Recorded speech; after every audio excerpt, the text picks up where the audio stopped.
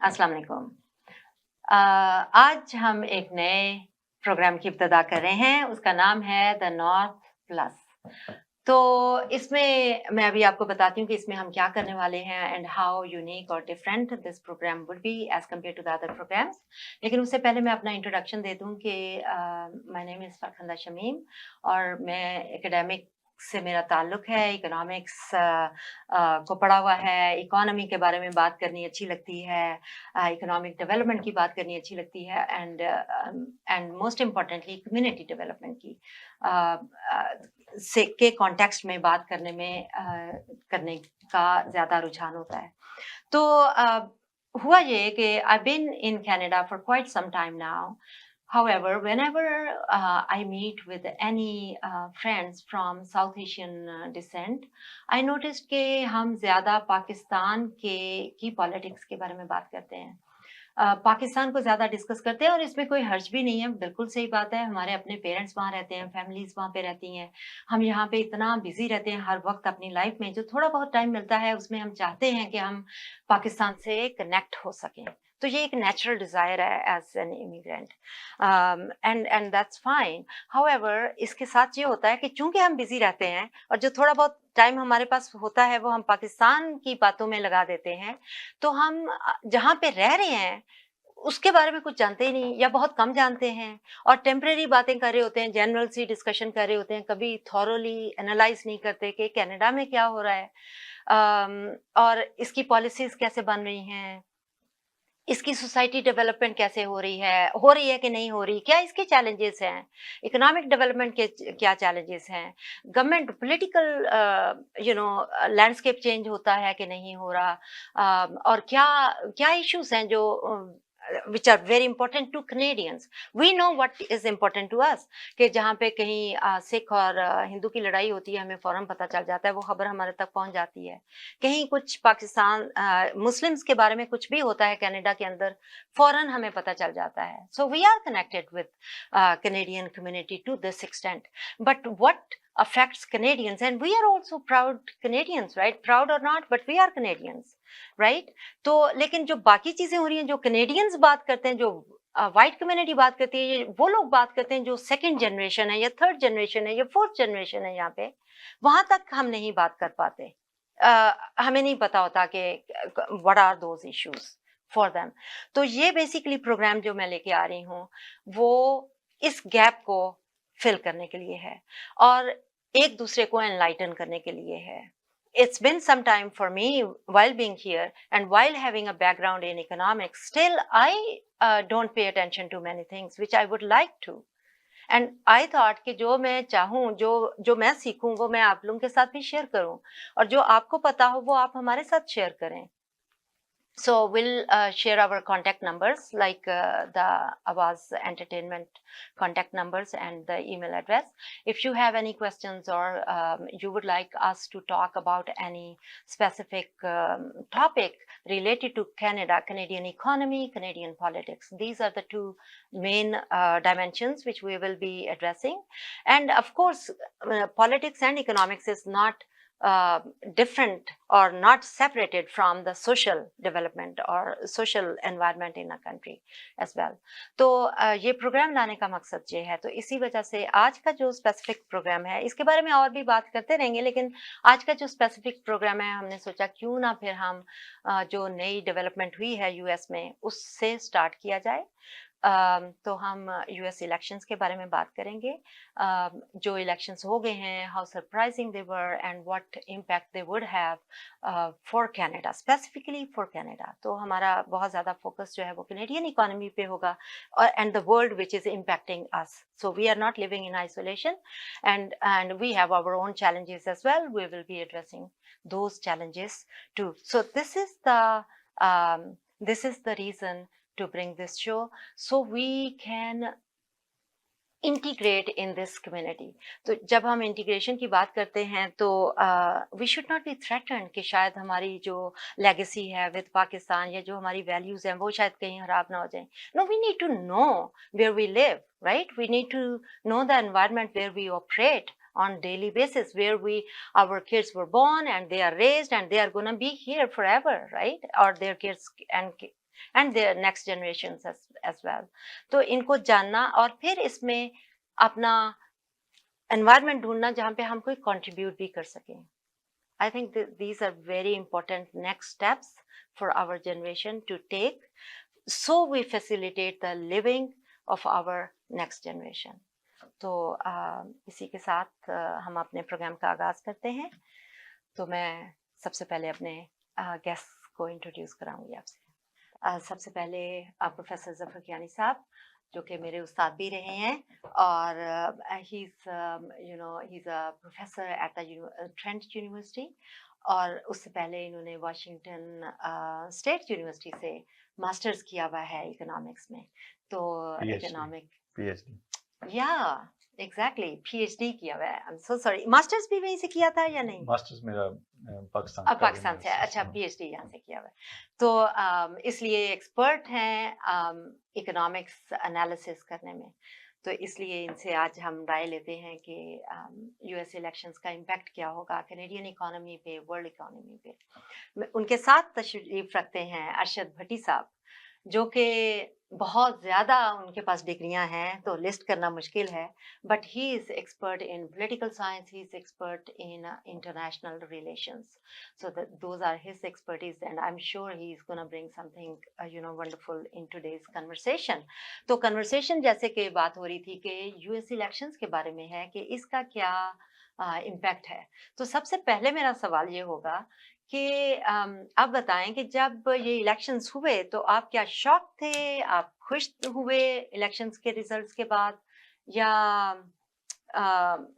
It was a strange result for you?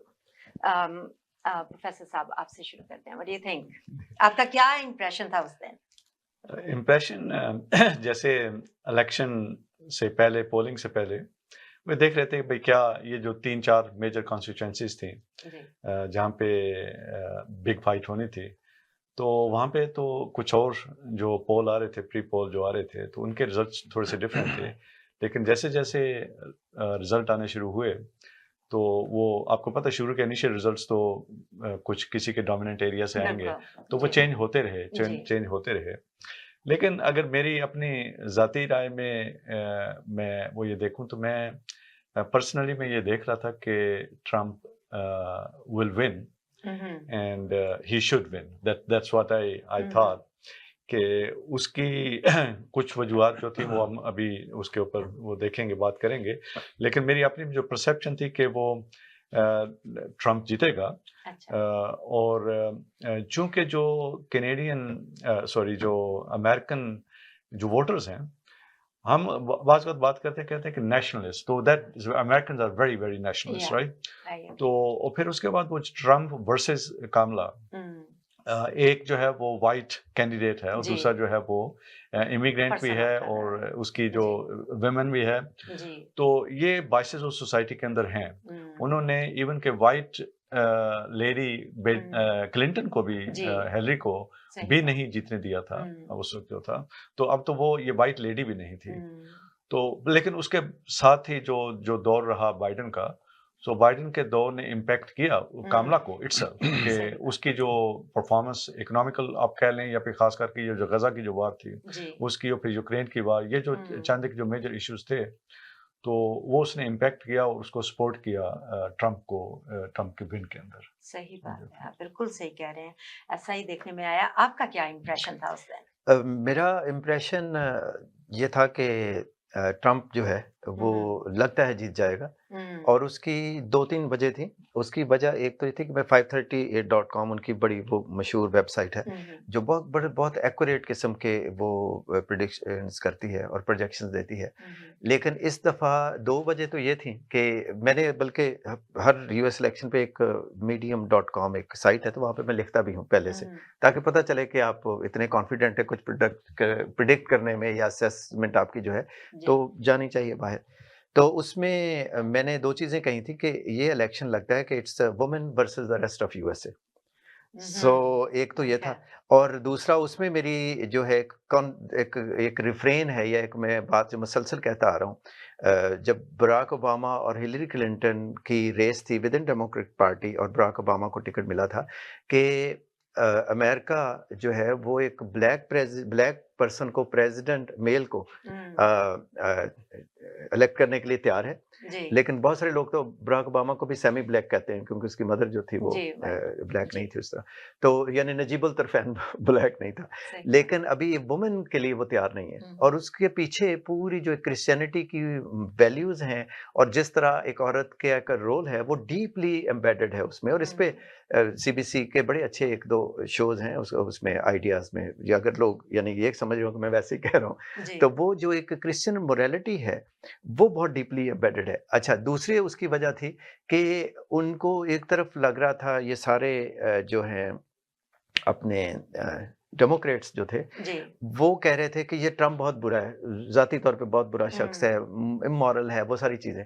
लेकिन उसका message जो था ना वो 5, 6, 7 यानी जो आम आप देखें कोई भी दुनिया में जो पॉपुलर गाना होता है ना, उसकी जो वोकैब्युलरी है या उसमें जो लफ्ज़ यूज़ किए जाते हैं वो ऐसे होते हैं कि 5वीं, 6ठी और 7वीं पढ़े हुए बच्चे या लोग जो हैं उससे रिलेट कर पाते हैं। तो जो डेमोक्रेट वाला मैसेज था वो था कि जिन्होंने मास्टर्स किया है या पढ़े यूनिवर्सिटी गए लिखे हैं, जो लोग तो हैं वो पढ़े लिखे यानी एक जेंट्री थी और एक समझने के ऐसे एक जो आम स्ट्रीट पर्सन था वो सही उस बात लैंग्वेज में बात कर रहा था। जी और तीसरी वजह ये थी कि जो उसके आदमी होना, उसका वाइट होना और उसके बाद उसका ये कहना कि ये जो मी टू कैंपेन के बाद it is difficult to be a man in USA, फिर उसके बाद जो मॉरल इश्यूज थे अबॉर्शंस के और जो मुस्लिम क्या क्रिश्चियन क्या यानी सारे जो हैं रिलीजियसली एम्बेडेड लोग, उनके लिए ये बहुत इश्यूज थे। और आखिरी मेरा पॉइंट ये है कि पोल्स जो हैं वो ज़्यादातर जो प्रोग्रेसिव मीडिया है उन्होंने मेरा एक माइंडसेट बना दिया था कि ये ट्रम्प तो जीत नहीं सकता क्योंकि उनके ख्याल में इसे नहीं जीतना चाहिए। जबकि बहुत सारे ऐसे लोग थे चूँकि ट्रम्प एक बुरा शख्स था, तो बहुत सारे लोग जो ट्रम्प के लिए वोट दे रहे थे वो पोल्स में या पब्लिकली नहीं बता रहे थे कि हम इसको वोट दे रहे हैं। तो इसलिए पोलिंग इंडस्ट्री ने उनको मिस कर दिया। तो आई इसलिए एग्री जो विद दैट 2016 में एकदम था कि वो ये कैसे या जीत गया, तो इस दफ़ा ये था कि इसने अच्छा ऐसे जीत गया। या 1-2 और चीज़ें सर पाकिस्तान में इमरान खान जिस तरह पूरा आया है और ख़ास तौर पे उसको भी गोली लगी वज़ीराबाद में, इसको गोली लगी। तो जिस दिन गोली लगी और ये बच गया ना, तो बहुत सारे लोगों ने कहा कि अब ये जीते ही जीते। क्योंकि ये एक जो चीज़ होती है ना कि इसको मारना चाहती है, एस्टेब्लिशमेंट है, कौन है, तो ये तो चीज़ें बहुत इसका चलती हैं। मतलब आप कई बातें इसमें कह रहे हैं। एक तो ये कह रहे हैं कि पाकिस्तान का और यूएस का कल्चर एक जैसा है। पाकिस्तान में पॉपुलिस्ट इस लिहाज लीडर्स का से हाँ, बिल्कुल जी, ऐसे ही। उस तरह से है ना?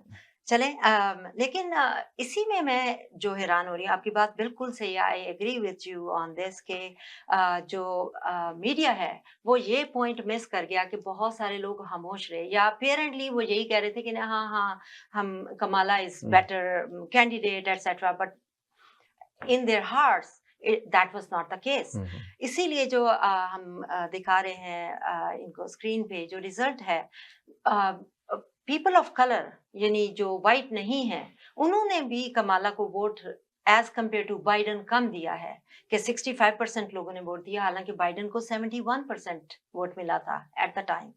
वुमेन जैसे आप कह रहे हैं कि ये women versus the hmm. Rest of the US था, वो भी नहीं नजर आता क्योंकि बाइडन को 57% वुमेन ने वोट दिया था और कमाला के हिस्से में सिर्फ 54% वोट्स आए फ्रॉम द वुमेन। तो अच्छा, इसको ये इतनी कॉम्प्लेक्स सी खिचड़ी है, मुझे समझ नहीं आ रही कि ये एक तो वही मैं स प्रोबेबली हिडन कि people didn't talk about it. Sir इसमें एक तो ये कमला है, कमला देवी है। सो ओके, कमाला नहीं है, कमाला बड़ा मुसलमान सा नाम है, कमाल से वो निकलता है। सुना तो ये लेकिन जब जब इंग्लिश में वो बोलते हैं तो मुझे भी भाटी कहते हैं। तो फिर मैं कहता हूँ कि अच्छा ये किसी भाटी गेट की बात कर रहे हैं। लेकिन एक तो ये कि कमला जो है जी, वो उनके काफ़ी सारे चीज़ें हैं, लेकिन एक तो ये कि वो पर्सन ऑफ कलर या ब्लैक जी, हैं या जी, ब्राउन हैं हमारे हिसाब से जी, और प्लस ये हैं कि वो इंडियन ओरिजिन की हैं। फिर उसके बाद ये था कि वो वाइस प्रेज़िडेंट रही थी, तो एक चीज़ होती है इनकम्बेंसी सिंड्रोम कि जब आप 4 साल रहे हों, तो वो कहते हैं अच्छा आपने पिछले 4 सालों में क्या किया? और वो बाइडेन ने हालाँकि इकोनॉमिक्स में काफ़ी अच्छी चीज़ें की, लेकिन समहाउ वो सही तरह से कम्युनिकेट नहीं कर सके क्योंकि वो जो 5, 6, 7 जो पॉपुलर स्ट्रीट लैंग्वेज होती है ना, उसमें अपना मैसेज आर्टिकुलेट नहीं कर सकेंगे। क्योंकि किसी भी पॉलिटिकल पार्टी की जो कामयाबी है, वो पाकिस्तान में हो, यहाँ हो, यूके में हो, कहीं भी, वो 2 चीज़ें करती है, इंटरेस्ट आर्टिकुलेशन, इंटरेस्ट एग्रीगेशन कि लोग क्या चाहते हैं और मेजॉरिटी क्या चाहती है। जी, तो ट्रम्प या रिपब्लिकन्स ने वो बहुत ज़्यादा अच्छा किया। जबकि डेमोक्रेट जो थे वो सोफिस्टिकेटेड लैंग्वेज और उसमें ये देखो कितनी शोर मचा रहा है, कितना बुरा कर रहा है। तो लोगों ने कहा कि ये कह रहा है कि हम जॉब्स देगा, ये कह रहा है कि इकोनॉमिक हालात बेहतर करेगा, ये कह रहा है कि और majority of the white America जो है वो नहीं चाहता कि ये, यानी वो सीधी-सीधी बातें चाहता है कि वो, यानी वो दूसरे लफ्ज़ों में जैसे कभी पाकिस्तान में कोई तालिबान या कोई हमला कर देते थे तो हम कहते थे ये हम में से नहीं है। तो यहाँ भी ये कह रहे थे कि ये हम में से नहीं है, लेकिन वो असल में वही है, हम उनमें से नहीं है। ये वाली इश्यू हो गया था मेरे ख्याल में। सही बात है। सही। नहीं तो कियानी साहब मैं आपकी तरफ आऊंगी और ये बिल्कुल आप मेरे ख्याल से जो आपने बात की उसमें भी काफी वजन है कि बाइडन की हुकूमत ने कमाला आई अपोलोजाइज, मुझे तो कमाला ही कहना पड़ेगा क्योंकि यही सुना आप जो मर्जी कहें। कमला देवी, दैट्स रियली ब्यूटीफुल नेम दो। तो वो जो बाइडन की हुकूमत है उसने भी, जैसे आपने कुछ पॉइंट्स उसमें रेज भी किए हैं, उनको I would like you to highlight those points के उसकी वजह से कमला की कैंपेन पे इफेक्ट हुआ, उसकी इलेक्शंस पे इफेक्ट आया।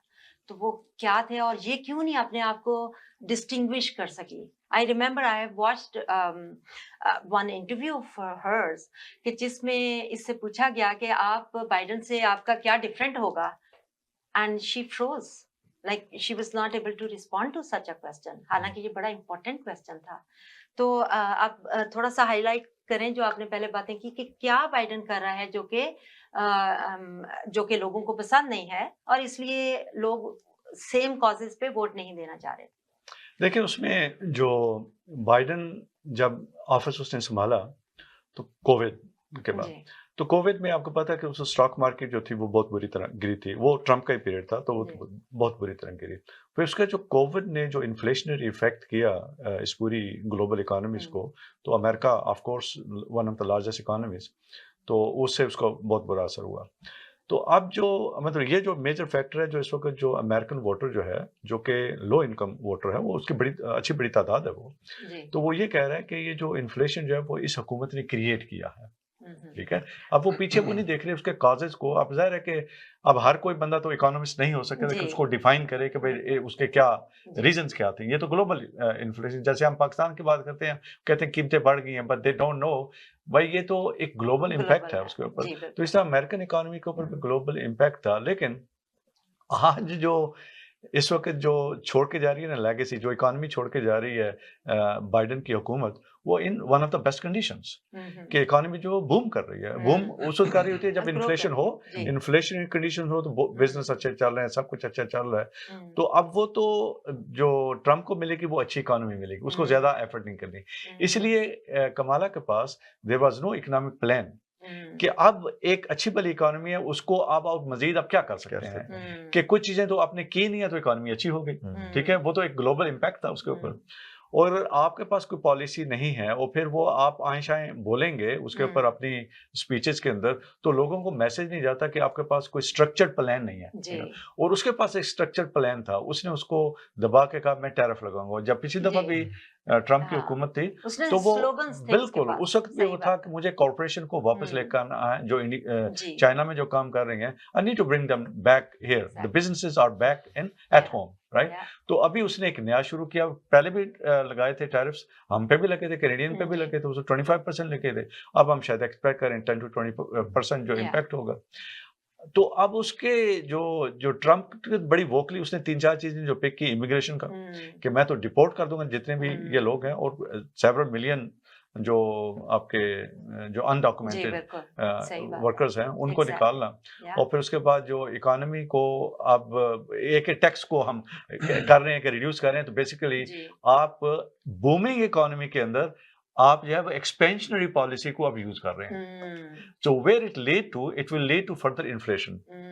अब वो जो साहब हैं वो फेड के जो चेयर हैं पॉल साहब, इज इन बिग ट्रबल कि वो उसको चाहता है, वो अब ये करेगा कि बिफोर इज टेन्योर एंड्स और बिफोर जो अपने ट्रम्प साहब हैं वो ऑफिस को रिज्यूम करें, वो अभी एक और बिग लो करेगा, कट करेगा इंटरेस्ट रेट के अंदर, ताकि इकोनॉमी को फिर बाद में ये इनसे संभाली भी नहीं जाएगी। फर्दर कट होगा। इन्होंने इन्फ्लेशन तो होना ही होना है टैरिफ की वजह से, तो हाई इन्फ्लेशन के साथ तो लो इंटरेस्ट रेट नहीं चल सकता। तो इसलिए वो उसको इंटरेस्ट रेट को दोबारा इसको वो बढ़ाना पड़ेगा, और ये आप इन साहब को जो इस वक्त जो फेड के जो चेयर हैं, या तो इनको हटना पड़ेगा या फिर ये रेजिस्ट करेंगे मैं तो बढ़ाता नहीं। So there will be a big controversy और big fight between the federal reserve and the presidency कि भाई ये इसको हम एक, और आज जो है फिस्कल पॉलिसी बेसिकली ये बड़ी आप कह लें कि नॉन ट्रेडिशनल अप्रोच रख रहे हैं ट्रम्प साहब इकोनॉमिक पॉलिसी की, वो फिस्कल पॉलिसी को यूज कर रहे हैं। सही। आजकल कोई भी नहीं यूज करता फिस्कल पॉलिसी को आपकी करेक्शन के लिए। तो आप टैक्स कट करेंगे तो हम तो ये कहते हैं कि टैक्स आज आपने कट किया तो यही टैक्स जो है कल आप बढ़ाएंगे तो वो अगली जनरेशन पे करना पड़ेगा। सही बात। तो वो टैक्स तो कोई इसका हल नहीं है जी। तो इसलिए वो इकोनॉमी इनसे संभाली नहीं जाएगी। ये जो ट्रम्प का जो आने वाला पीरियड है it will be very tough. चलें जी, इस कन्वर्सेशन को हम कंटिन्यू करते हैं। अभी ब्रेक का टाइम हो रहा है तो मिलते हैं दोबारा। एक जगह ऐसी है जहां ये सब कुछ हो रहा है, एक जगह जो शुमाली कानों को जुनूब की अशिया साजी की कुव्वत के साथ मुंसलिक करके अपनी मईशत की तामीर नौ कर रही है। बरकी गाड़ियों और बैटरी के प्लांट्स में नई सरमायाकारियों में $44 बिलियन से ज्यादा वाली जगह, जहां आज पहले से कहीं ज्यादा लोग काम कर रहे हैं, तनख्वाह के ज्यादा बड़े चेक घरों को लेकर जा रहे हैं। वो जगह है Ontario.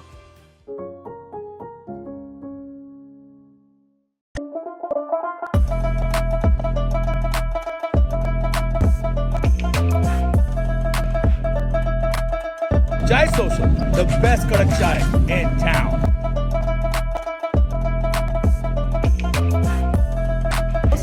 Aromatic, delicious, and Zabardast, बहुत आला चाय, आला चूरो चाय.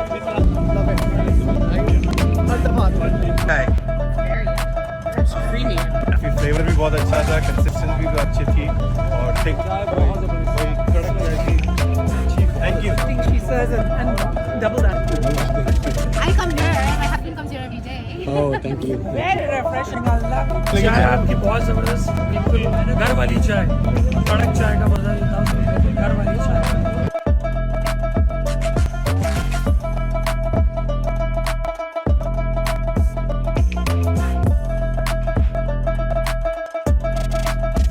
हमारा सीजन ओपनर था 2024 का for Desi Bikers of Canada and Chai Social sponsor. We want to thank the team of Chai Social. Absolutely great experience, great kadak chai. Best kadak chai in town. Absolutely. Is Chai Social. 100%. Everybody loved it. We appreciate your support and hopefully we can count on you in the future.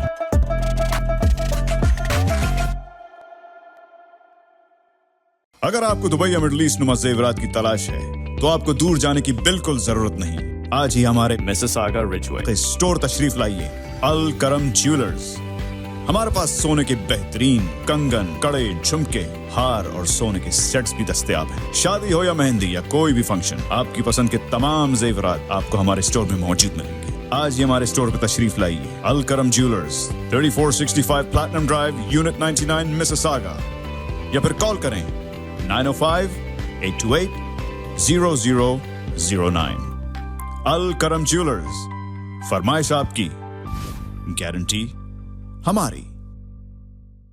डिक्सी electronics और appliances, जहां आपकी तमाम electronics और appliances की जरूरियात पूरी होंगी। हमारे पास आपको हर टॉप ब्रांड मौजूद मिलेगा, चाहे वो वर्लपूल हो या LG, सैमसंग हो या जनरल इलेक्ट्रिक्स। हम इन सब के ऑथराइज्ड डीलर हैं। आइए और हमसे 5 स्टार खिदमत का लुत्फ उठाइए। हम आपको तमाम अप्लायंसेस सबसे बेहतर और सस्ते दामों पर फराहम करेंगे, ये हमारी गारंटी है। विजिट आवर वेबसाइट www.dixieelectronics.ca या फिर हमें कॉल कीजिए 905-625-5900. At Dixie Electronics and Appliances, we sell quality and deliver confidence.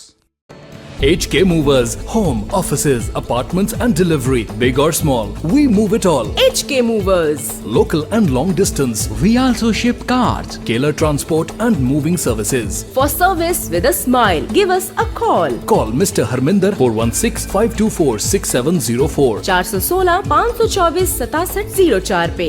Visit 140 Advance Boulevard, Unit number 10, Brampton. Long distance moving specialist. HK Movers. HK Movers. Zoc. Now it's fully renovated. Live catering, barbecue, tandoor, जलेबियाँ और fresh naan. तकरीब आपके घर में हो या घर से बाहर, Zoc is providing full service now, and Zoc has opened a new banquet hall, garden event center. आपका Zoc देखकर लोग कहेंगे क्या ज़ौक़ है आपका? Call right now 905-625-7786। ज़ौक़ वालों के लिए।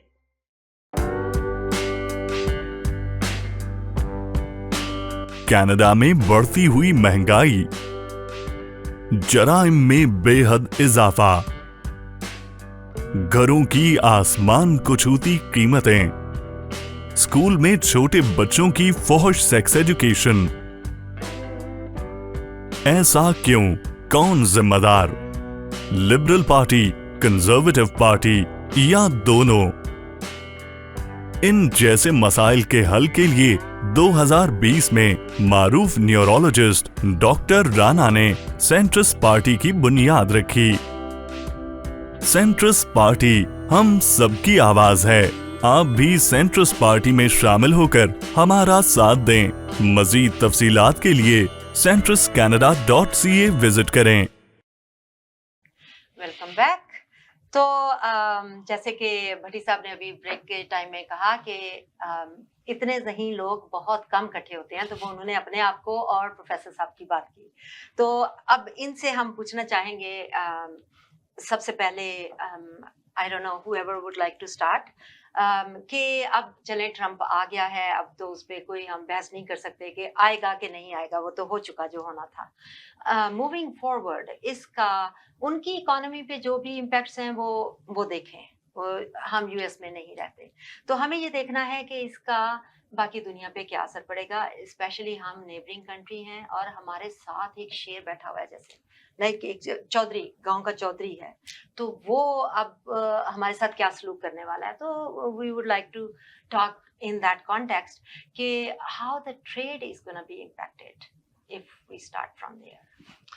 देखिए, पाकिस्तान इसका जो कैनेडियन की जो इकोनॉमी है, वो तो हमारे जो कैनेडियन इकोनॉमी है वो सारी की सारी बेस करती है, डिपेंड करती है अमेरिकन के ऊपर। जी, ठीक है।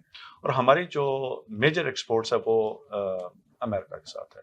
अब टैरिफ का तो हमारे पे बहुत ही स्वेयर किस्म का इम्पैक्ट होगा और बड़ा एडवर्स इफेक्ट होगा, क्योंकि उससे क्या होगा कि आप अगर उसको बेच नहीं सकते, चीज़ आपकी महंगी हो रही है, तो आपकी इंडस्ट्री ड्राई अप हो जाएगी, वो प्रोडक्शन उसकी कम हो जाएगी। यहाँ पे आपको वो लोग छोड़ेंगे। मैन्युफैक्चरिंग सेक्टर पहले ही जो है वो बेचारा वो परेशान हुआ है। तो आपका एल्यूमिनियम और स्टील जो था और ऑयल जो है, ये तीन ही प्रोडक्ट हैं आपकी जो वहाँ पे हो जाती हैं।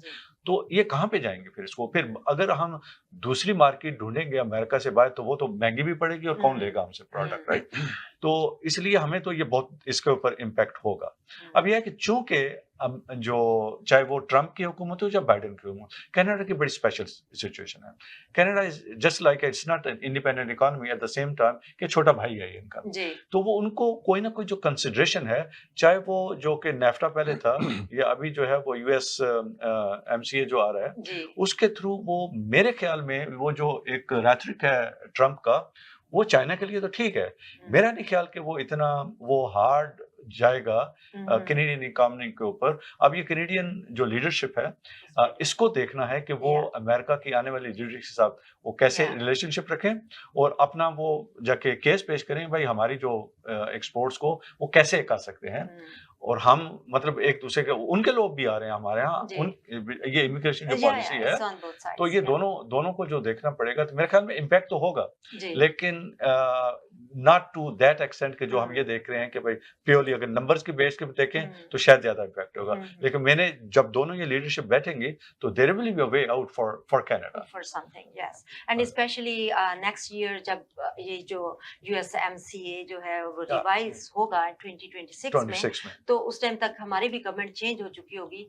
तो जो एंटिसिपेशंस हैं, it could be wrong anyways, लेकिन ये कि अभी जो लिबरल्स की ट्रूडो के साथ तो रिलेशनशिप्स ट्रम्प के अच्छे नहीं थे लास्ट टाइम, लेकिन अभी अगर दूसरी गवर्नमेंट आती है या दूसरी पार्टी आती है, तो हो सकता है कि because they belong to the same school of thought somehow they might come up with better terms. So let's be hopeful on that. हाँ, we hope कि कनाडा को इतना ज्यादा इम्पैक्ट नहीं होगा क्योंकि वो हम पे डिपेंड कर रहे हैं, हम उन पे, हम दोनों एक दूसरे पे डिपेंड कर रहे हैं। वो चूंकि बड़ी इकोनॉमी है, शायद उनको इम्पैक्ट महसूस नहीं होता, लेकिन होगा, उनको भी होगा, क्योंकि जब चीजें उनकी महंगी टैरिफ लगेगा तो चीजें वहां पे भी महंगी होंगे ना। अब पता नहीं ये लोग रिटेलिएट करते हैं कि नहीं, ये भी तो एक क्वेश्चन है। I agree with you, tariff is just like a tax, तो it has to be paid by the consumers. तो उनके कंज्यूमर्स, जब टैरिफ लगेगा और उनके कंज्यूमर्स को ज्यादा पे करना पड़ेगा तो inflationary, again this would become inflationary. तो इसीलिए वो रेटरिक जो है वो बात कर, जब आप टेबल पे बैठते हैं तो things will turn out different, right? So मेरे ख्याल में जो दोनों लीडरशिप्स हैं, they will find a way out for Canadian economy. और वही बात के जैसे इन लोगों ने भी डिसाइड करना है कि ये रिटेलिएट करेंगे कि नहीं करेंगे, बिल्कुल। ये भी लगाते हैं टैरिफ ज्यादा या नहीं लगाते, अभी इनकी तरफ से तो ऐसा कोई कमेंट नहीं आया। Anything would you like to add on? दो चीजें डॉक्टर साहब ने कवर कर लिया है, जाहिर है इकोनॉमिस्ट हैं तो करना ही था। सिर्फ मैं दो चीजें कहूंगा इसमें कि एक तो जिस पे आपने थोड़ा अलूड किया है कि अगर यहाँ पे किसकी हुकूमत होती है, ट्रूडो कंजर्वेटिव्स की होती है, लेकिन ये कि ओंटारियो में तो डग फोर्ड की, और डग फोर्ड इस वक्त बहुत वो कहते हैं ना पोस्टरिंग कर रहे हैं, पॉजिटिव पोस्टरिंग। और लेकिन दूसरी चीज़ है कि वॉर जो है, अब देखें ट्रंप के 4 बड़े प्रोमिसेस हैं कि यूक्रेन में जो वॉर है वो ख़त्म करवा देगा, वो वॉर ख़त्म करवाएगा तो ऑयल प्राइसेस पे बहुत फ़र्क पड़ेगा। ऑयल प्राइसेस पे फ़र्क पड़ेगा तो हमारे अल्बर्टा के ऑयल की प्राइस नीचे जाएगी, तो हमारी वो एक इनकम कम हो जाएगी। लेकिन जो बाहर से ऑयल आता है उसकी प्राइसेस अगर कम होंगी तो हमारे अंदर जो यानी हमारी एक यानी महंगाई है या इन्फ्लेशन है, उसकी वजह जो गैस प्राइसेस होती हैं, तो एक तो ये, दूसरे एक वॉर ख़त्म होगी तो बहुत सारी जो हमारी ग्रॉसरी और बहुत से रिलेटेड चीज़ें हैं, गंदम दाने, ये सब चीज़ें जो यूक्रेन से आते थे, इसका मतलब है कि उनकी प्राइसेस भी कुछ कम होगी। तो इसमें इतनी मूविंग पीसेस हैं कि डिपेंड करता है कि ट्रंप की जो एडमिनिस्ट्रेशन है वो पहले क्या चीज़ें करती है। अच्छा, लेकिन दो और चीज़ें अगर देखें कि ट्रंप की जो यानी कि एडमिनिस्ट्रेशन है, उन्होंने सबसे पहले अपनी बेस को रिस्पॉन्ड करना, बेस का मतलब है जिन लोगों ने उनको वोट दिए हैं, और उनके लिए ये इमिग्रेशन को निकालने वाला, ये जो सुप्रीम कोर्ट में किस तरह के जज लगाने वाला, और इसके अलावा ये कि ये टैरिफ लगा के अपनी यानी मेकिंग अमेरिका ग्रेट अगेन, तो उसमें यानी जॉब्स जो हैं उनको करने वाला। तो इन सब को जब करते करते 4 साल जो हैं वो वैसे बड़े लगते हैं उनको जिनको ट्रंप पसंद नहीं है, लेकिन अगर आप हिस्टोरिकल सेंस में देखें तो 4 साल यूं गुजर जाते हैं, 4 साल कुछ भी नहीं है। और दूसरी बात है कि हम सारे जो हैं इस चीज़ को तो देख रहे हैं कि अमेरिका कनाडा, लेकिन एक तो ये कि कनाडा का स्पेशल रिलेशनशिप इस तरह भी है कि अमेरिका ने जो चीज़ खुद नहीं करनी होती चाइना से वो कनाडा से करवा देता है, तो China is an elephant in the room. अच्छा, दूसरा है कि रशिया की वॉर खत्म हो जाती है तो रशिया की ऑयल गैस और वो सब चीजें, तो they are a mini elephant in the room. तो वो चीजें कैसे प्ले आउट करती हैं? चाइना की जो ट्रेड है बहुत ज्यादा है, चाइना एक बड़ी इकोनॉमी है ग्लोबली, और दूसरी बात है कि अगर अगले 4 साल ट्रंप जो है वो इंटरनली इतना बिजी होता है तो जो ग्लोबल रोल है अमेरिका का, अच्छा या बुरा, वो बहुत पीछे रह जाएगा। चाइना उसको भी यानी वो बुलडोज करके आगे निकल जाएगा। तो जब ये सारी चीज़ें वे करेंगे वो, तो मेरा ख्याल है कि बहुत सारे जो नारे हैं वो नारे ही रहेंगे। एक्चुअल ट्रांसलेशन में हमें भी, कनाडा को भी इतना शायद असर ना पड़े, लेकिन दूसरा है कि कनाडा मतलब कनाडा के और भी तो सारे मसले हैं। और आखिरी पॉइंट मेरा ये है कि अगर नेटो पे जो वो जिस तरह की उसकी पॉलिसी है कि सारे लोगों को कह रहा है कि भी अपना शेयर करें और 2% ऑफ जीडीपी करें, तो कनाडा तो बहुत ही कम करता है, तो इसका मतलब है कनाडा का एक और खर्चा भी तैयार पड़ा है। नहीं, NATO is gonna B revived under Trump administration, that's what they से। वो एक पूरा अलग इशू है, इस पे एक अलग करें तो फिर हम दोबारा आगे बताएंगे। एक चीज इसमें मैं ऐड करूंगा कि जो चाइना के साथ जो है, अब ये अगर आप देखें हिस्टोरिकल डाटा, अगर आप देखें कि जो यूएस की बैलेंस ऑफ पेमेंट्स का, तो बहुत अरसे से इनका ट्रेड डेफिसिट जा रहा है। अब ये कि वो उसको रिवर्स करना चाह रहे हैं, उसको रिड्यूस करना चाह रहे हैं कि टैरिफ लगा के, कि चाइना के साथ मेजर टैरिफ, उसको हाई टैरिफ्स, ताकि उनकी जो हमारे यहाँ जो आती हैं वो चीजें वो बंद हो जाए, हम इंपोर्ट्स कम हो जाए, इधर यहाँ से भी हो जाए। तो वो असल में उनको जो इतने लंबे अरसे का जो ट्रेड डेफिसिट है, शायद उसके ऊपर उसको थोड़ा सा वो कम करें, या वो एक लेवल पे ले आए कि अगले टेन्योर के अंदर शायद कई सरप्लस के अंदर वो। हम तो जब भी बात करते हैं तो भाई अमेरिका जो पिछले 15-20 साल से वो मुसलसल जो है ट्रेड डेफिसिट में हो जा रहा है। Yes, and specially with respect to China, huge deficit. अच्छा, एक और चीज इसमें मैं ऐड करूंगा कि पिछले 4 सालों में भी बहुत सारी चीजें ट्रंप ने की और फिर यानी कि वो थोड़ा सा स्टेप बैक कर गए। यानी चाइना पे उसने बहुत सारा लगाया, फिर चाइना ने जब वापस लगाया तो फिर उन्होंने कुछ नेगोशिएट करके कुछ सेटलमेंट्स ही कर ली ईरान के साथ आगे पीछे। तो इसलिए चूंकि वोटर्स की अक्सर मेमोरी शॉर्ट भी होती है, तो वो एक दफ़ा वो डिलीवर करने के लिए ये बॉल बनाएंगे, ये कर देंगे, तो वो एक पॉलिसी अनाउंस कर देते हैं, लेकिन फिर उसकी एग्जीक्यूशन में कुछ ऐसा डिले आ जाता है कि वो दूसरी चीज़ों पे चले जाते हैं। तो जो लोग यानी ट्रंप को पसंद नहीं करते या उनको लगता है कि ट्रंप के आने से पता नहीं क्या तूफान आ जाएगा, तो वो तूफान हमारे ख्याल, सोच और साइकोलॉजी में ज़्यादा आएगा। वैसे दुनिया में मतलब 4 साल में ऐसे थोड़ी सी 2-4 चीज़ें इधर-उधर होंगी और उसके बाद फिर कोई यानी और तमाशा शुरू हो जाएगा। और क्या ऐसा भी तो हो सकता है कि जब यही बात कि अब यूएस जो है वो एक स्ट्रांग पोजीशन ले रहा है, प्रोटेक्शनिज्म पॉलिसी बना रहा है, अपने आप को कंट्रोल कर रहा है अपने अंदर, ताकि बाहर से चीजें कम उधर जाएं, लेकिन बाकी तो छोटे कंट्रीज हैं, लाइक यूरोप जो है, छोटे छोटे मुल्क हैं, जब तक वो ट्रेड नहीं करेंगे वो सर्वाइव ही नहीं कर सकते, राइट? चाइना तो खुद ह्यूज है, वो अगर ना भी ट्रेड करेगा तो he might be able to survive, but not for the European countries, right? And many other countries.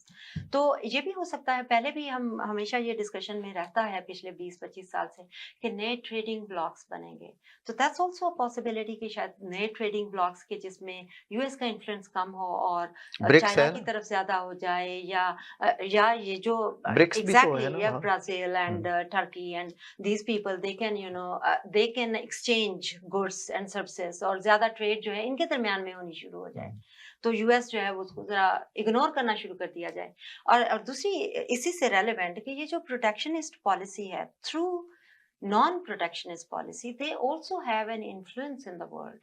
तो अगर ये प्रोटेक्शनिज्म की तरफ आ जाएंगे तो क्या ऐसा नहीं होगा कि इनका इन्फ्लुएंस भी ऐसा ऐसा फिर दुनिया में कम होना शुरू हो जाएगा, which Trump I doubt would ever like, क्योंकि वो तो एक सर इनके साथ मैं एक सप्लीमेंट्री क्वेश्चन कर देता हूं। तो ये काफी ज्यादा कॉम्प्लिकेटेड है, लेकिन just on a lighter note, आपने ये जो जजेस की बात की कि वो जजेस को भी हटाएगा लगाएगा, तो आप तो ऐसे जैसे पाकिस्तान की इकोनॉमी को डिस्कस कर रहे हैं। नहीं, मैं इस पे आना चाह रहा था कि वर्ल्ड वॉर से पहले कोई जो 20-30 साल थे तो अमेरिका की बड़ी वो यानी आइसोलेशनिस्ट सी पॉलिसी थी ना, फिर वर्ल्ड वॉर में भी उसने नहीं किया, फिर ग्रेट डिप्रेशन आया, तो उस कॉन्टेक्स्ट में बताएं, आपको कुछ लगता है कि हिस्ट्री कुछ रिपीट करेगी ट्रंप के इस 4 सालों से, या जो मैं कह रहा हूँ कि 4 साल ऐसे गुजर जाएंगे? और देखिए एक चीज जो है ना, अगर आप चले जाए 1930s में, तो जब आप ग्लोबल इकोनॉमी, जब हम उस वक्त इकोनॉमिक्स की बेसिक बुक्स पढ़ते थे तो हम कहते थे कैपिटलिज्म, उस वक्त था कैपिटलिज्म था, कुछ अमेरिका की इकोनॉमी से देखते हुए रिफ्लेक्ट होता था कि ये कैपिटलिस्ट इकोनॉमी है। लेकिन अब ये पिछले सालों से लेकर अब जो खास करके जो ट्रंप की जो पॉलिसी आ रही है वो तो मोर लाइक फिजिकल पॉलिसी आ रही है, तो इसका मतलब है कि more intervention by the government. So the capitalism basically is completely gone now with this. तो इसलिए वो एरा तो खत्म हो जाएगा जो कि 1930 में शुरू हुआ था। तो अब जो है वो, अब आप कह रहे थे कि भाई ये कैनेडियन इकोनॉमी को अगर ये अपनी प्रोडक्ट्स बेच नहीं सकते, टैरिफ की वजह से महंगी हैं, एक फायदा होगा कैनेडियन इकोनॉमी को कि you are becoming more competitive, कि आप दूसरी मार्केट को देख रहे हो, उनके प्राइसेस को, अपनी प्राइसेस को लेके जा रहे हो प्रोडक्ट्स को, तो उस मार्केट की उस बास्केट के अंदर आप कहोगे कि मेरी कंपटीशन कहाँ पे है। So you will become more competitive when you get out of this American economy, कि उसकी जेब से आप बाहर निकलोगे, जब रियलिटी को देखोगे कि मैं अपनी प्रोडक्ट को कहाँ पे बेचूं, so then you become the competitive. तो अभी तक हम कंपेटिटिव नहीं है, इसलिए हमारी जो इकोनॉमी जो है वो अमेरिका पे डिपेंड कर रही है और हम आगे बढ़ नहीं रहे। तो ये एक फायदा है कैनेडियन इकोनॉमी को कि वो get out of that and then we look for our markets, कि यार हमारी दुनिया की मार्केट कहाँ पे है, हम कहाँ पे बेचने। तो जो आप जैसे कह रहे हैं ये बिल्कुल I am always pro change basically. वो क्यों कि जब आप चेंज आती है ना तो चीजें हिलती जुलती हैं अपनी जगह से, वरना हम स्टेटस को में ही उसकी आदत पड़ जाती है ना, तो उसके अंदर फिर ग्रोथ का एलिमेंट खत्म हो जाता है, वो आप रूटीन में रोज वही काम हो रहा होता है। तो ये जो अब चेंज, पहले भी हम काफी दफा बाजुकात बात होती है कि ये कैपिटलिज्म भी जो है वो 100% राइट नहीं है या कंप्लीट नहीं है, इसके अपने इश्यूज हैं, सोशलिस्टिक इकोनॉमीज के अपने इश्यूज हैं, हमने रशिया को देखा और इस तरह से, या कम्युनिस्ट इकोनॉमीज जो है, तो ये कोई भी परफेक्ट मॉडल नहीं है। तो इसलिए बाज़ औक़ात हम कहते हैं कि there has to be a third one. Sometimes we say कि जो इस्लाम का मॉडल है वो ज़्यादा बैलेंस्ड मॉडल है, लेकिन चले इस्लाम का तो वर्ल्ड एक्सेप्ट करे, अभी वो स्टेज नहीं है। आपका क्या ख्याल है कि कोई नया मॉडल डिस्कवर होने जा रहा है, कोई नई थ्योरी इमर्ज होने जा रही है, कोई नई इकोनॉमिक्स जन्म लेने जा रही है, या इसी की कुछ कैसे हो, क्या आप देखते हैं फ्यूचर को? देखिए, मॉडल तो जो तो 3 फेल हो चुके हैं। आपका जो जी। सोशलिज्म फेल हो चुका, आपका कम्युनिज्म फेल हो चुका, जी। जो कि प्लान्ड इकोनॉमी थी, और कैपिटलिज्म अभी फेल हो गया है। अमेरिकन एक ही तस्वीर थी आपके पास, वो फेड हो गई है, खत्म हो गई है। बाकी तो majority of the European economy जो है, कैनेडियन इकोनॉमी की तरह है, वहाँ पे मिक्स्ड इकोनॉमी है। पब्लिक सेक्टर जो है वो डोमिनेटेड है। एक ही सेक्टर, एक ही इकोनॉमी रह गया, एक ही हमारे पास ऑप्शन रह गया, वो कि इस्लामिक इकोनॉमिक, जो कि प्लान्ड इकोनॉमी और कैपिटलिज्म के दरमियान में है, जहाँ पे स्टेट भी अपना काम करती है और आपको फ्री मार्केट भी है, दोनों चीजें हैं। लेकिन स्टेट जो है वो इंटरवीन नहीं करती, स्टेट जो है वो सिर्फ वेलफेयर को देखती है। हमारे यहाँ तो ये वेलफेयर तो नहीं, आप जो प्रोटेक्शनिस्ट की पॉलिसी है, आप टैरिफ लगा रही है, that's not the welfare state, right? तो इसलिए वो ऑप्शन एक ही है, लेकिन वो ऑप्शन अभी थोड़ा दूर है, हाँ जी। कि we don't see, I mean sight में अभी नहीं है, वो ग्लिम्प्स हैं थोड़ी सी, वो आप कह रहे हैं कि किरणें हैं। उसके लिए पहले हमें अपने आप को प्रूव करना है, अभी वो बहुत दूर है जरा, बहुत तो वो तो बिल्कुल नहीं होगा। मैं इस पे 2-3 चीजें ये कहना चाहूंगा कि इस्लामिक मॉडल जो है, ज़ाहिर है थ्योरेटिकली इस पे बहुत काम हुआ है, लेकिन प्रैक्टिकली किसी मुल्क ने मनु से अप्लाई नहीं किया और डेमोन्स्ट्रेट उसका रिजल्ट नहीं किया। तो इसलिए वो एक ऑप्शन उस तरह है कि पोटेंशियल है। ट्रंप के 4 सालों पे के अमेरिका पे और कनाडा पे, और उस पे मैं 2-3 और पॉइंट करना चाहूँगा कि ट्रंप का जो स्टाइल है, यानी अक्सर सियासतदान आते हैं ना, तो वो अपनी कोई लेगेसी छोड़ना चाहते हैं। तो ट्रंप जो है वो लेगेसी में इंटरेस्टेड नहीं, वो ब्रांड में इंटरेस्टेड है। वो चाह रहा है कि जब प्रेसिडेंट ना भी रहे तो उसका ब्रांड रहे, और वो यानी वो मेगालोमैनिया जो उसका है, तो वो उसके ब्रांड से उसकी अपनी इकोनॉमिक्स जुड़ी हुई है। तो एक तो ये बड़ी चीज क्लियर है। पिछले इलेक्शन हार भी गया था, लेकिन फिर भी वो, यानी वो कहते हैं ना कि मरा हुआ हाथी जो 1.25 लाख का था, तो हारा हुआ हाथी 1.25 लाख का था, तो वो वापस आ गया। और उसने दूसरी लेगेसी जो हिस्ट्री में आपका नाम होता है, वो उसने ऑलरेडी कर दी है, कि वो पहला प्रेसिडेंट है जो एक दफा हार के दोबारा इस तरह वापस आया। और फिर उसके बाद दूसरी चीज जो है कि इस वक्त जो ट्रेडिशनल मॉडल्स थे स्टेट्स के, कि स्टेट्स जो हैं वो एक ऑटोनॉमी अपनी एक्सरसाइज करती थी, या जिसको एम्बेडेड ऑटोनॉमी कहते हैं अपने अंदर। अब जो जिस तरह की ट्रांसनेशनल वर्ल्ड हो चुकी है, जिसमें कैपिटल फ्रीली फ्लो कर रहा है, जिसमें ये इंटरनेट की वजह से ये जो चीज़ें यहाँ बैठ के हम कर सकते हैं, जिस तरह गूगल और ये बड़े जो प्लेयर आ गए हैं, तो उसकी वजह से प्लस ये है कि जो कैपिटलिस्ट जो देखने एक लेसेस अफेयर थी कि लेट मार्केट ऑपरेट, तो वो भी नहीं हो रहा। ये मेकिंग अमेरिका ग्रेट अगेन में बड़ी जो चीजें हैं वो सारी स्टेट इंटरवेंशन से हो रही हैं। तो इसका मतलब है कि नए एक ऑर्डर की तरफ हम ऑलरेडी जा रहे हैं। फिर उसके बाद ये कि ये जो वॉर्स हैं और ये सब चीजें जो हैं, इसमें जाहिर है कि मिलिट्री इंडस्ट्रियल कॉम्प्लेक्स जो है अमेरिका का, उसका इंटरेस्ट और फिर ऑयल लॉबी का, तो उन दोनों में एक अपना एक वो कंपटीशन है। तो उसमें देखना यह है कि जो अमेरिका के अंदर की प्लेयर्स हैं वो कैसे इन्फ्लुएंस करते हैं ट्रंप को, और अमेरिका से बाहर जो बड़े प्लेयर्स हैं वो कैसे रेजिस्ट करते हैं जो ट्रंप करना चाहता है। तो उससे एक नया ऑर्डर निकलेगा। Okay, that's interesting, and I'm very curious to know कि legacy में और जो उसकी ब्रांड है, इन दोनों में क्या फर्क है? लेगेसी आप पब्लिक गुड है जी, मैं बता देता हूँ। लेगेसी एक पब्लिक गुड है। हमें कोई ऑफिस मिला है तो हम ऐसी चीज छोड़ के जाना चाहते हैं जो बाकियों के काम आए। जो ब्रांड है वो प्राइवेट गुड है, कि उसका ट्रंप का ब्रांड बनेगा, जो पैसे आएंगे तो उसके अपने औलाद के, उसके बिजनेस के काम आएंगे।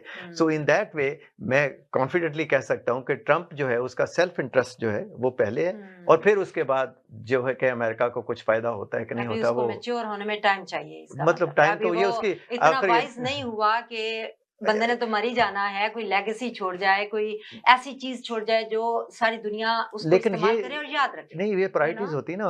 ट्रंप की ये प्रायोरिटी नहीं थी। ट्रंप की प्रायोरिटी थी कि मैं जीतूं, या किसी भी सियासी जमात की। हाँ, उसकी एक खूबसूरत जो एग्जांपल देता हूँ कि जो कायद-ए-आज़म मोहम्मद अली जिन्ना थे वो लेगेसी थी, और जो इमरान खान जो है वो ब्रांड है। Okay. So that's what the difference is, right? Okay. Yeah, वो हमेशा वो कायद-ए-आज़म का जो नाम है एज ए लेगेसी वो याद रखा जाएगा, और ये ब्रांड के तौर पे इमरान जो है वो याद रखा जाएगा। चलिए जी, देखते हैं कि अगर 4 सालों में ट्रंप इतना मैच्योर हो जाए और वो अपनी लेगेसी पे काम शुरू करे, और फिर उसकी लेगेसी भी क्या होगी अगर हुई। वेरी क्विकली अमेरिका से एग्जांपल दें तो 5 सेकंड दे जरा मुझे। जो रेगन था उसने एक लेगेसी छोड़ी थी रिपब्लिकन्स को लिए, और ट्रंप जो है वो ब्रांड है, थोड़ा उसकी जो एक्स्ट्रा पोजीशन है, क्योंकि उसका बड़ा क्योंकि न्यू इकोनॉमी न्यू कॉन सारे जो है ना, लेकिन इन दोनों को, लेकिन मैं कह रहा हूँ कि रेगन ने जो चीजें की ना वो उसका एक लॉन्ग टर्म इम्पैक्ट था जो अभी तक जी, चल रहा है। ऑफ कोर्स, तो बिल्कुल वो सही यानी बात। जो एक्स्ट्रा पोजीशन है जनाब वाली और ओके जी, तो इंशाल्लाह हम 4 साल के बाद भी यही गुफ्तगू एक दफ़ा ज़रूर करेंगे कि उसकी कैसा रहा उसके 4 साल और अब आगे क्या होने जा रहा है। तो इन 4 सालों में हम बहुत दफ़ा मिलेंगे और बहुत ज़्यादा और प्रोग्राम्स करेंगे जो कैनेडियन इकोनॉमी पे होंगे, यूएस इकोनॉमी पे होंगे। हमने अभी इसका इम्पैक्ट यूएस इलेक्शंस का या ट्रम्प के आने का पाकिस्तान की इकोनॉमी पे भी क्या पड़ेगा वो भी डिस्कस नहीं किया। देखते हैं कि कहाँ-कहाँ हम कब-कब ये सारी कन्वर्सेशंस जारी रखते हैं। Thank you so much for staying with us and अल्लाह हाफ़िज़।